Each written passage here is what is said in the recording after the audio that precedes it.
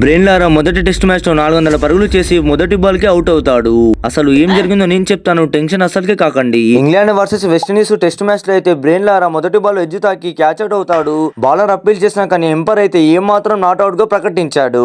దానితో అయితే బ్రెయిన్ లారా అవుట్ అవుతూ అయితే తప్పించుకున్నాడు. లారా తన ఇన్నింగ్స్ ని కంటిన్యూ చేసి 98 పరుగుల కాడ ఒక అద్భుతమైన 4 కొట్టి తన మొదటి సెంచరీని అయితే కంప్లీట్ చేసుకున్నాడు. దాని తర్వాత అయితే బ్రెయిన్ లారా ఆగకుండా అస్సలకి డబుల్ స్పీడ్ లో ఆడటం మొదలు పెట్టాడు. దాని తర్వాత 199 పరుగుల కాడ ఒక సింగిల్ చేసి 200 పరుగులు పూర్తి చేసుకుంటాడు. దాని తర్వాత తన పార్ట్నర్ అయితే అవుట్ అయ్యి పెవిలియన్ కి వెళ్ళిపోయాడు. బ్రెయిన్ లారా ఏం మాత్రం తగ్గకుండా 300 పరుగులు పూర్తి చేసిన తర్వాత చాలా సంతోషకరమైన సెలబ్రేషన్ అయితే చేసుకున్నాడు. అతని బ్యాటింగ్ చూసి ఇంగ్లాండ్ బౌలర్స్ కూడా చాలా అంటే చాలా టైర్డ్ అయిపోయారు. అయినా కానీ బ్రెయిన్ లారా మాత్రం ఏం మాత్రం తగ్గకుండా తన ఇన్నింగ్స్ ని అలాగే కంటిన్యూ చేసి ఒక అద్భుతమైన బౌండరీ కొట్టి అయితే తన 400 పరుగులను కూడా పూర్తి చేసుకున్నాడు.